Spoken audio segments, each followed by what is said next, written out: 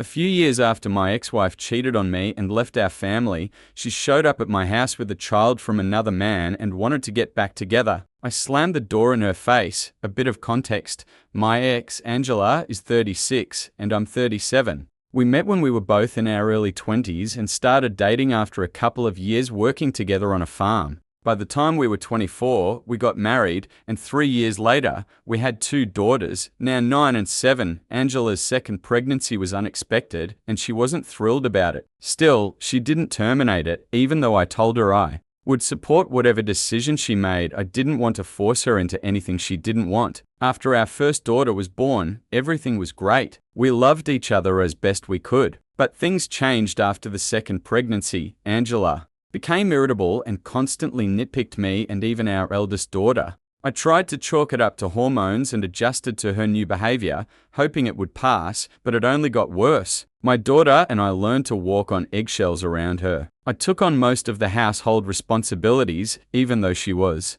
technically the one staying home. After the first child, Angela had quit her job to manage the home, caring for the kids while I worked. This arrangement continued until her second pregnancy, when she complained about being too tired to handle the house and the children. We had to hire a housekeeper, which strained our budget, but I didn't want to make things harder for her. While she was pregnant, I assumed that once the second baby was born, she would resume managing the home and the kids. It's important to note, I wasn't one of those husbands who did nothing around the house. I always helped after work, even when exhausted. After she gave birth to our youngest daughter, I expected things to normalize within a few months, but nothing changed. Angela stayed home all day, watched TV, rarely played with the kids, and occasionally paid the neighbor to take them to the park. I had to cover cleaning, chores, and other expenses, as well as try to save for our daughter's future, which became nearly impossible because Angela contributed nothing. 6 months after the second child was born, I decided things couldn't continue like this. I knew I needed a serious talk, so I asked my parents to watch the kids for a day. They agreed.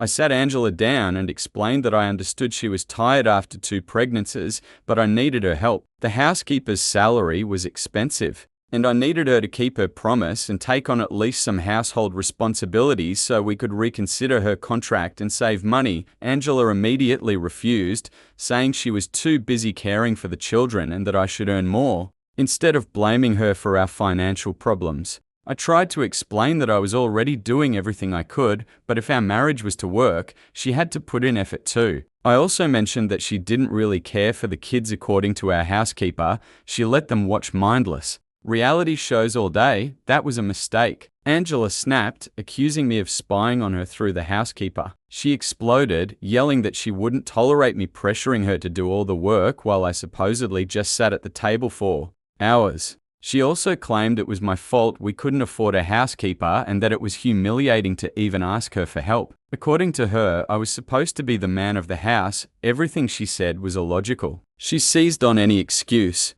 to justify her behavior, while I apparently was crazy for expecting her to contribute. We fought, and she called me a loser who couldn't provide for a woman like her. I fired back, calling her a lazy cow who had already failed as a mother. Our eldest daughter was scared of her and was now failing as a wife. That comment hit her hard. She shoved me so forcefully that I lost my balance and fell onto the coffee table, shattering the glass and injuring myself. I had to be rushed to the hospital. She cried and apologized, but luckily the injuries were only superficial back wounds. I could have been seriously hurt. After that, I no longer trusted her. I told her she needed to move out because I couldn't trust her with our children anymore. Who knew when she might lose control again and put them in danger? I asked my parents to watch our daughters until Angela moved out within a week. She protested, promising it wouldn't happen again, but I simply couldn't trust her. I almost filed for divorce, but she begged me for a chance. By the end of the week, we agreed she would move in with her parents and undergo therapy. Only when a professional confirmed she was stable would I allow her to return home. Clearly, something was off. Happy people don't behave this way, but she was willing to work on herself and get better.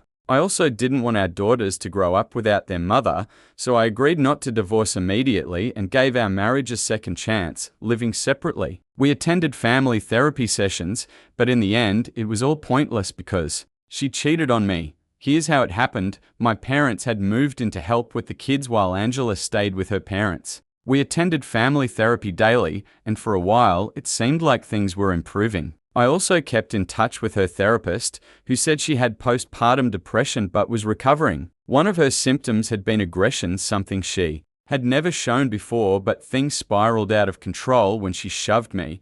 That incident became a warning sign for both of us. Nearly a year passed. After 6 months, I even allowed her to visit our daughters under my supervision. She gradually seemed to return to herself, and I was glad to see progress. It felt like our relationship was finally improving, that we had a chance to fix things. Then suddenly, she stopped attending our therapy sessions without explanation. She also stopped answering my messages, though I knew she was making progress. Because her therapist updated me, her behavior made no sense. For weeks, I tried to talk to her, but she kept brushing me off. I hadn't gone to her parents' house before because they disliked me, blaming me for driving their daughter crazy. Angela had asked me not to come while she lived with them, warning it would cause unnecessary drama, but I broke that rule. She was distancing herself and skipping therapy sessions. Even when she did show up, she seemed uninterested, and I couldn't understand why. When I tried to speak to her in person, on the phone, or via messages, she claimed everything was fine, but her actions clearly said otherwise. The day I went to her parents' house, I expected to find her inside. She wasn't. When I asked her parents where she was, they refused to tell me and literally slammed the door in my face. I felt they did it with pleasure, and a bad premonition swept over me. I decided to call Angela outside their house. I tried several times, but she didn't pick up, and I grew increasingly paranoid. Eventually, I decided to sneak onto their property. I circled the house, knowing her parents usually left the interior kitchen door open. I didn't even need to break in. I saw Angela on the backyard swing. The bad news, she wasn't alone. She was kissing a man I didn't know. It had been years since I'd seen him, but that moment burned into my memory. It was one of the worst experiences of my life, and I can't forget it even now. The man recoiled when he saw me. By the time Angela turned around, I was already walking toward my car. She tried to stop me, but I ignored her. In shock, I pushed her away and told her not to touch me. She didn't, and I drove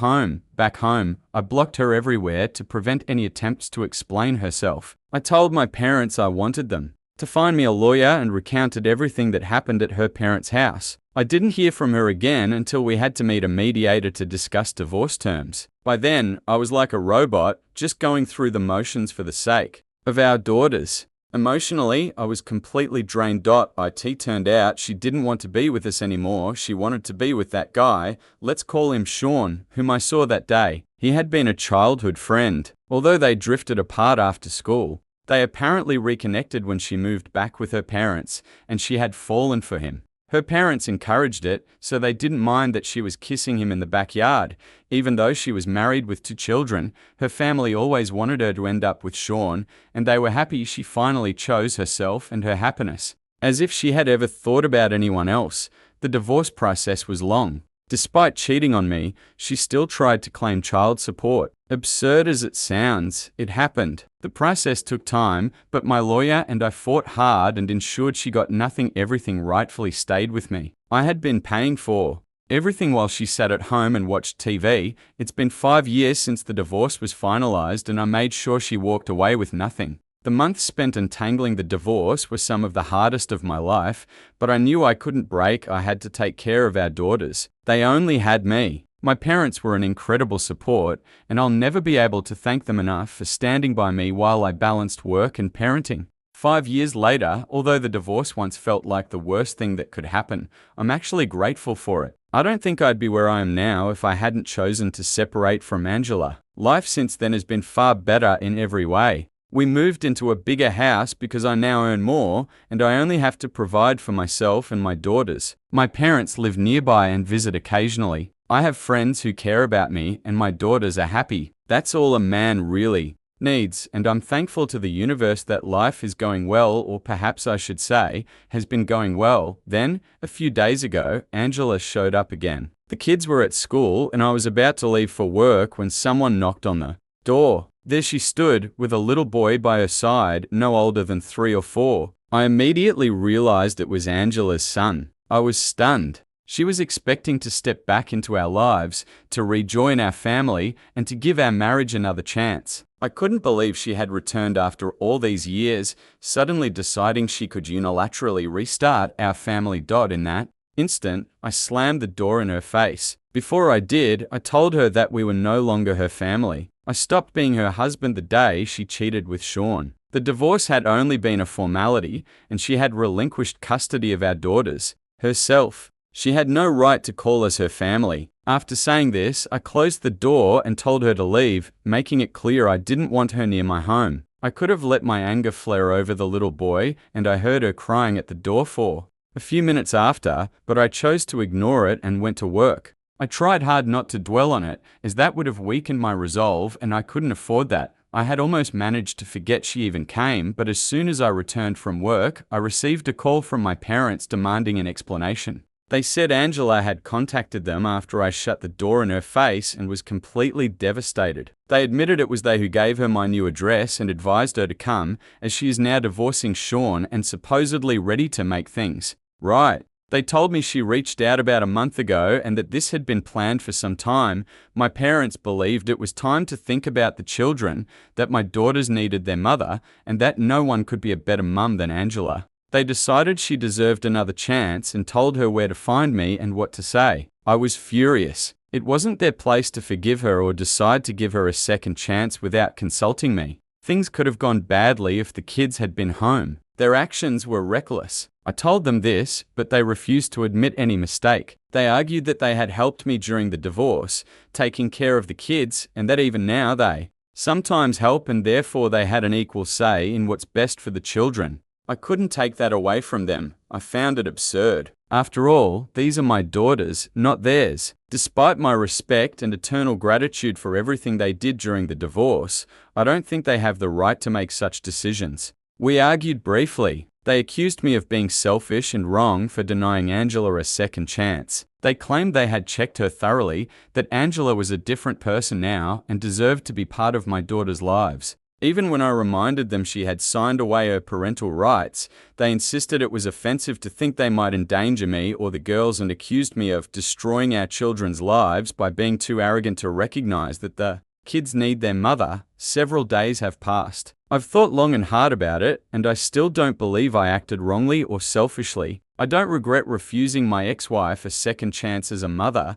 Before we move to the update, I want to hear from you. Do you think the author was in the wrong? If so, why? And if not, explain your reasoning as well. Update: about a week has passed since Angela showed up at my door with her son. I recently discovered the full truth about her dealings with my parents, and it's so disgusting I don't even know where to start. I still can't process it. It's shocking how completely they betrayed me without a second thought. It turns out they didn't just give her my new address, they had been in contact with her all along. After the divorce, I cut all ties with Angela, but my parents never did because they believed that sooner or later she would come to her senses. Their communication was infrequent, maybe once a month, but that was enough to make me feel betrayed. Sean forced Angela to sign away her parental rights when she was served with the divorce papers. She had to choose, either abandon her family to start a new life with him or maintain contact with the children and fight for custody, which would require leaving Sean. According to my parents, this was a difficult decision for her. In the end, she chose Sean and opted to build a new family with him instead of staying with the one she already had. My parents told me Angela reached out to them shortly after I filed for divorce to explain her situation and ask for help. She wanted to secretly maintain contact with our daughters, claiming she was trapped between me and Sean. In any case, she wouldn't have been able to see the kids because I was fighting for full custody with controlled visits, and Sean insisted. She completely cut ties with her children. Even if she had tried to contest custody, the chances of partial visitation were slim. Given the circumstances of our divorce and her history with anger control issues, that's when my parents intervened. She met with them privately, practically begging them to allow her contact with our daughters and to act as intermediaries. She understood that after signing away her parental rights, she couldn't see the children, even under supervision, but my parents still had that authority.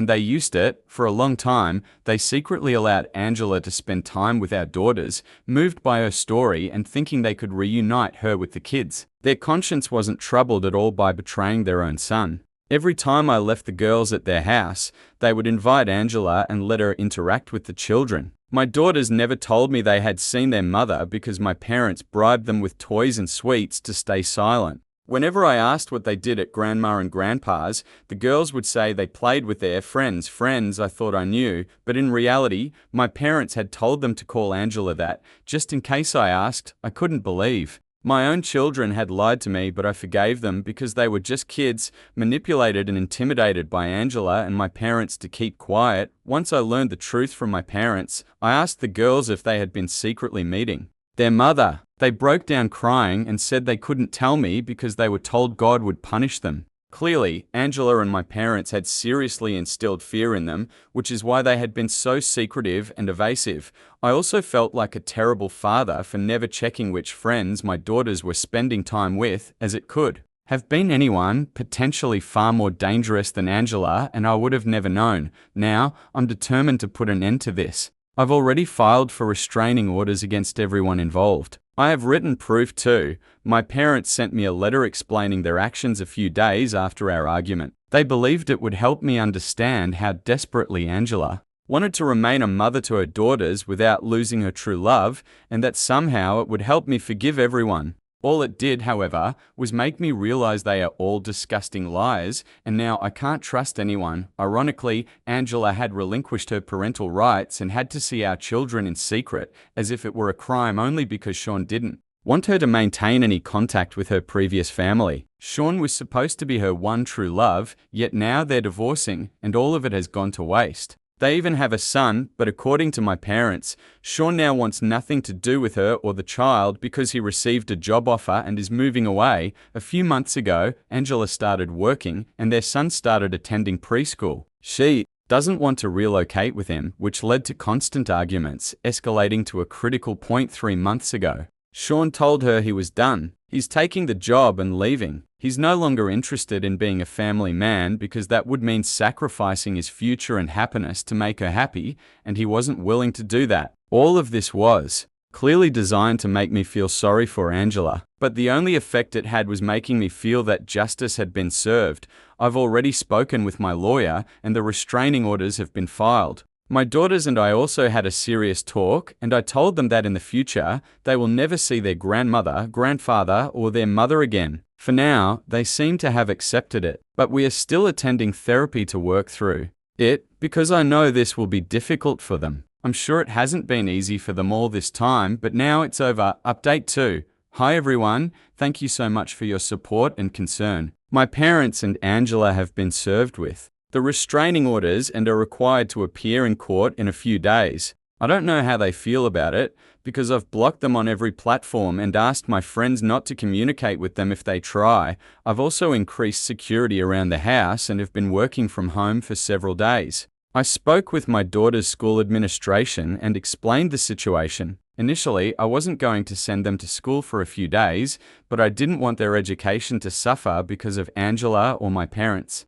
Now the teachers are keeping a close eye on them and will only release them to me. After school, I do everything I can to make sure no one reaches them, because I'm certain they'll try. So far, everything is going well, and I hope once the restraining orders are in effect, they'll stay away for good. Update 3. This will be a very short update. We've received the restraining orders. For the next 5 years, these 3 manipulators must stay away from me and my daughters or face serious consequences. Of course, I'm still maintaining all the safety measures I implemented because the last time I saw them, they looked very angry and I won't take any risks. My daughters and I continue regular family counseling, and I believe we'll make great progress in the coming months. Honestly, we've already made significant improvements. All I want now is for my daughters to be happy, and that's enough. Please keep sending us your best wishes. We really need them. Now, my personal thoughts. The hardest question in this story is whether I should have ever forgiven my wife. On one hand, I did the right thing there's little chance I could have.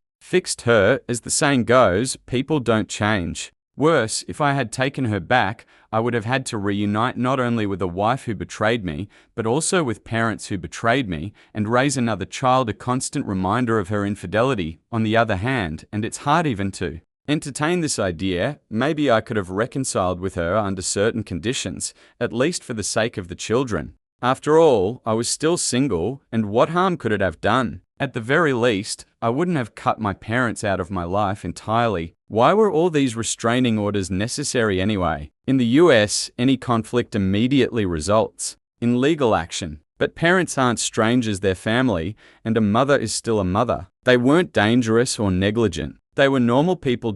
So, on one side, my wife and parents were selfish, hiding behind their love for the children. On the other side, I did the exact same thing, hiding behind my love for the children, cutting the parents out of our lives. It's about me not wanting to interact with my parents or my ex-wife. The children might have wanted to see them. They will probably continue to see both their mother and grandparents when they grow up. That's my opinion, a truly complex and controversial situation.